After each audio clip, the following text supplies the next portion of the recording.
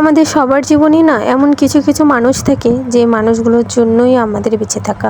সে মানুষগুলো মনে করো তাদের জীবনের সব কিছু মনে করতে পারো সেটা তার জীবনে বন্ধুত্ব হতে পারে, বান্ধবী হতে পারে, বা কখনো কখনো বাবা মা হতে পারে, বা হাজব্যান্ড ওয়াইফও হতে পারে।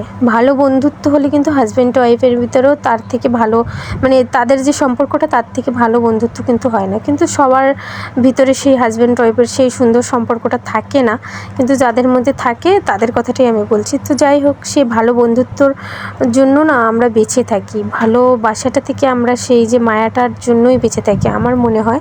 তো সেরকম কিছু কিছু মানুষ আমাদের সবার জীবনেই থাকে বা আছে, যাদের জন্য আমরা যখন যা চাই, মানে মন চাইলে সেটা করতে পারি। তো আমার জীবনে একটা ছিল, সেটা ছিল আমার একটা বান্ধবী। তো যাই হোক, আমার সেই বান্ধবীটার আর কোনো দিন তার সাথে যোগাযোগই হয়নি, কারণ ওর বিয়ে হয়েছে অন্য দেশে আর আমার বিয়ে হয়েছে অন্য দেশে। কারণ আমি যেখানে জন্ম হয়েছে আমার ওখানে বিয়ে হয়নি, আমার বিয়ে হয়েছে দেশের বাইরে বলতে পারো, বিদেশে। আর ওর বিয়ে হয়েছে আমাদের দেশে। আর ওর বিয়ের পরে ওর হাজব্যান্ড আর ওকে ফোন ইউজ করতে দেয়নি, বাট ওর সাথে আর কখনো কথা হয়নি। তো ওকে আমি মাঝে মাঝে এতটাই মিস করি, তো মাঝে মাঝে তোমাদের মানে দাদাভাই আমার হাজব্যান্ডকে বলে ওর কথা কেঁদে ফেলি, যে ও এতটা ভালো বান্ধবী বা বন্ধুত্ব বলো, যাই হোক এতটা ভালো ছিল।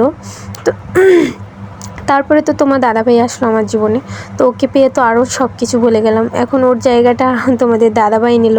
ওই যে বললাম, কিছু কিছু হাজব্যান্ড ওয়াইফও এমন তাদের সম্পর্ক হয় যে বন্ধুত্বর থেকেও অনেক বড় কিছু সেই সম্পর্কটা। কিন্তু যতই হোক, কিন্তু সেই বান্ধবীটার কথাটা কিন্তু ভোলা যায় না। তো সেটা যেই হোক, বাবা মার সাথে যেই কথাগুলো শেয়ার না করতাম সেটা ওর সাথে শেয়ার করতাম। হয়তো বলতে পারো এমন কি গোপন কথা যে তোমার বাবা মার সাথে শেয়ার করতে পারোনি। অনেক কিছুই থাকে এরকম মেয়েদের পার্সোনালিটি, তাই না বলো?